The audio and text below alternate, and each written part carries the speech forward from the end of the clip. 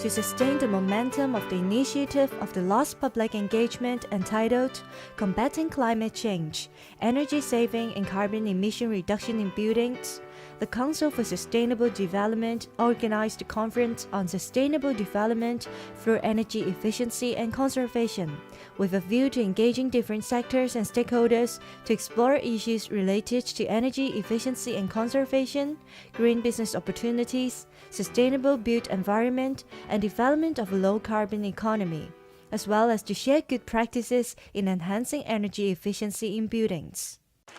This is the second business conference organized by the Council. I am very delighted to see over 400 friends from the business, the environment, and the social sectors gathering here this afternoon. And rapid economic development is depleting our limited resources at an increasing pace. These challenges should set off alarm bells. We must rethink our way of life and the future of our society. Instead of telling you how to do it, what we want is to stimulate more innovative ideas to achieve energy saving in a sustainable manner.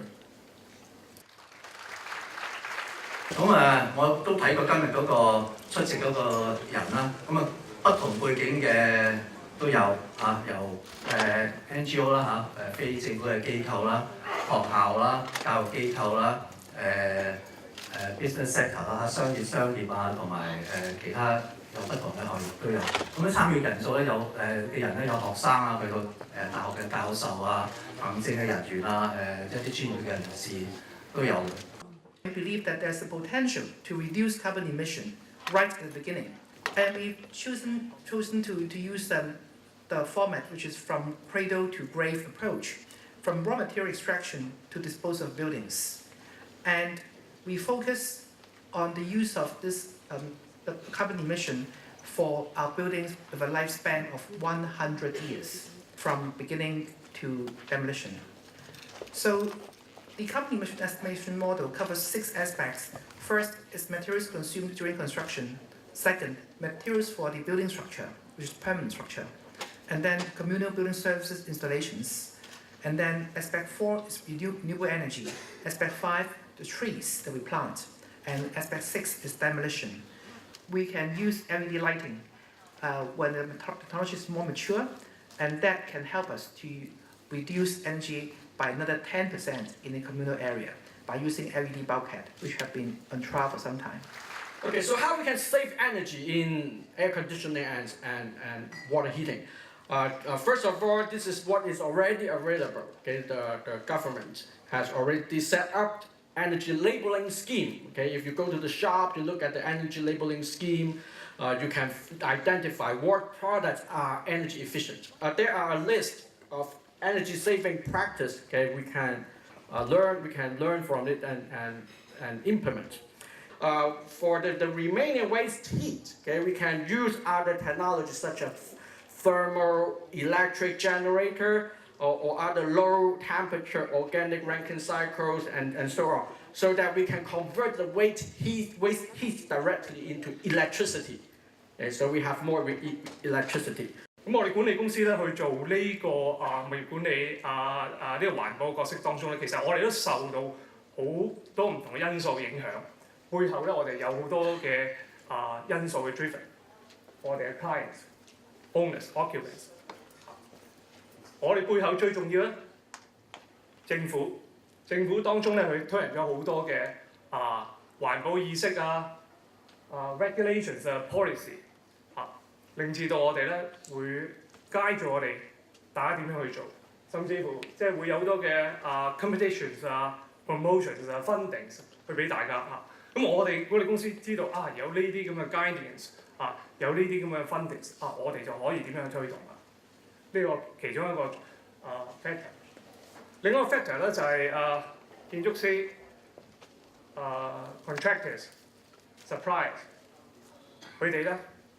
create 咗啲 new 嘅 technology， 例如譬如話頭先講到中央環保嘅機冷氣機啦，咁以前係現在都用緊好多 R22嘅雪種咁將會係飛歐，咁會用一啲新嘅環保雪種，咁我哋必須要去轉變咁我哋需要將呢啲嘅信息咧帶俾我哋嘅 clients。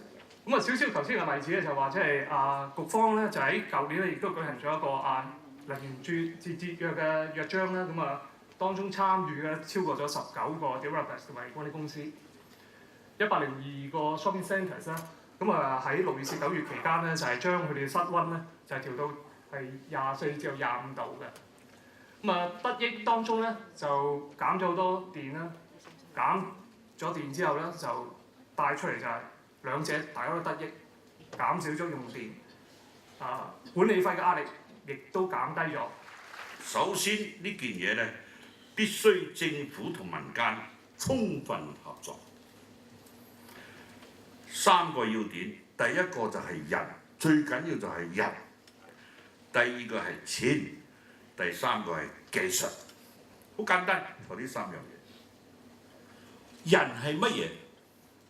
人係各方面嘅人，政府嘅官員亦都係人，我哋做 ESCO 嘅亦都係人，被我哋去診治嘅亦都係人，各方面要合作。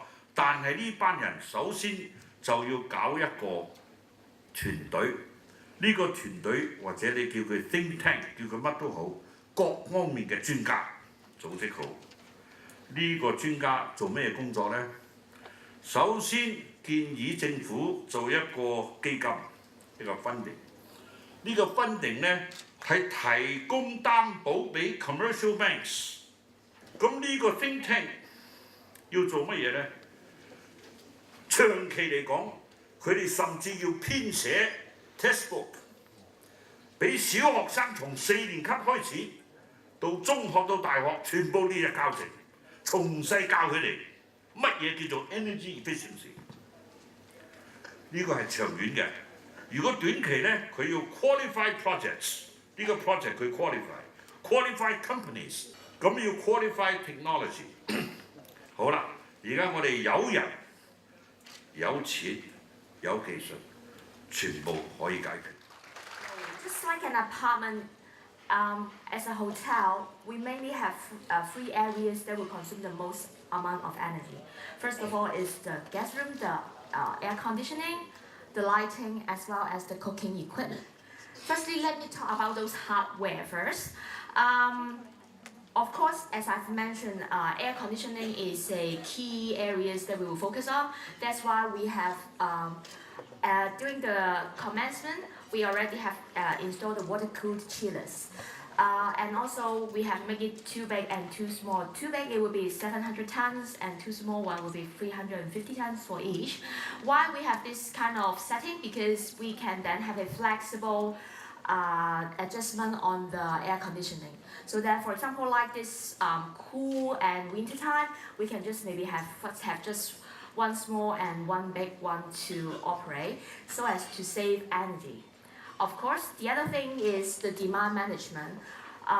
For example, if some of the function rooms are not using, then we can also have an adjustment on the air conditioning as well as lighting through the building management system. Just hardware is not enough or cannot make the energy savings successful, I would say, based on our experience. So that's why we have paid a lot of effort on the stakeholder engagement, not just on the staff. Staff is just back of the house, of course it's play a large part, but also on different stakeholders. For example, our guests. So that's why we have arranged, for example, at the lobby, we have a plasma that will have keep on looping some reduce, reuse, recycle signage, and so as a reminder that they should also go green with us. And in the room, we actually have a My Place magazine.